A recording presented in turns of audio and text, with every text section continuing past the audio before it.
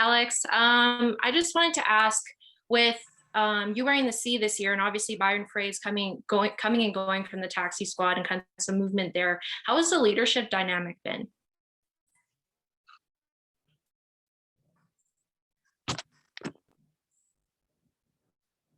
Pretty good. I think when I got called up to the taxi squad, Fraser took over. He's just a professional guy. He leads by example. He's the first guy in the gym. Hardest worker on the ice in practice. A lot of guys can follow him. So, then myself, being named captain earlier on in the season, it was an honor. And, I just tried to lead the best way I could. And yes, I think it's just tough because guys are getting called up, getting sent down, back and forth. So, but I think everyone in that room kind of lead and follow and are on the ways. And, yeah, it was good. Sure. And how have you been able to keep the team grounded through some of the challenges that this season has faced? It's tough. I mean, I was with the team, we were rolling pretty well, and then I kind of got back. We were all struggling a little bit, so I don't know. It's hard. It's just you just got to put everything into perspective and kind of look at it as can't really look at the losses, especially after how many we've had, and just kind of look at the situation we're in. We're playing hockey. We're all healthy, and we're all striving to push each other to get better. And a lot of people sacrificed themselves just for us to be out there, for us to be even on the ice. So I think just the coaching staff really reiterated that, and it kind of helps get us to our games and to push forward, because there's nothing really to play for. There's no Calder Cup or anything. Guys want to win a championship, but so we just got to find ways to play. And then just last one for me for now. Having played in the NHL yourself, do you see some attributes that some of your teammates have that you could see them being successful at the NHL level as well? Of course, yeah. I think I think a big thing is just working on your game every day and not just showing up to play games, just showing up to practice. I see a lot of guys really, working hard in the gym, trying to get stronger, faster. And even on the ice, just working on skills. We usually grab a couple guys here and there. A lot of guys I've been on other teams where, guys aren't willing to do that stuff. But here I feel like a lot of guys are, willing to want to work on their games. And, really improves. I've seen, a lot of guys really improve in that aspect. Thank you. Mike, go ahead. Yeah, I'm going to steal one of Paige's questions, and I'm just going to, we talked to Garrett Sparks earlier in the season, and he made the point, as another veteran player on the team, that sometimes for the younger players on your team, it's important to learn how to deal with losing earlier in their careers, just to sort of figure out the emotional response to that and the mental response to that. Would you agree with that?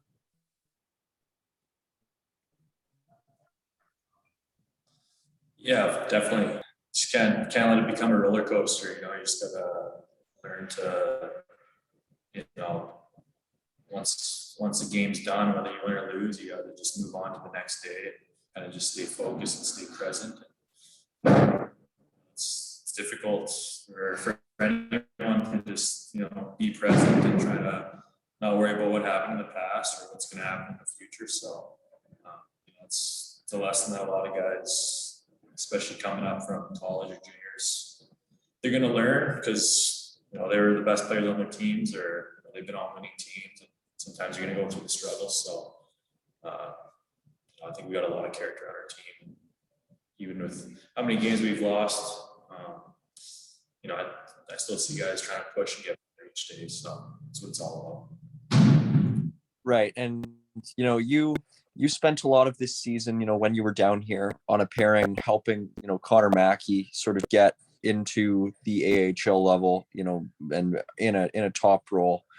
And now to the point where he is up on the taxi squad for the Flames now. And just looking at his first season at this level, how would you describe the way that he has progressed as a first year pro?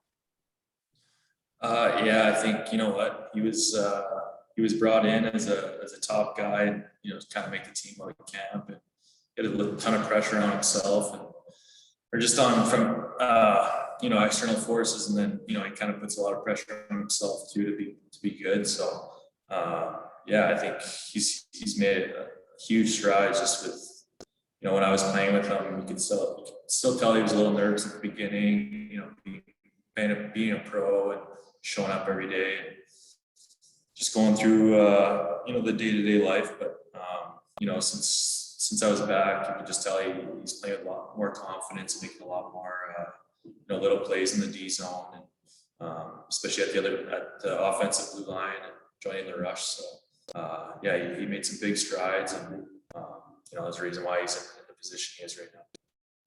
All right, thank you, Alex. Yeah. Paige, go ahead. Yeah, I just have one more question, more on an individual basis. Where do you see yourself next season?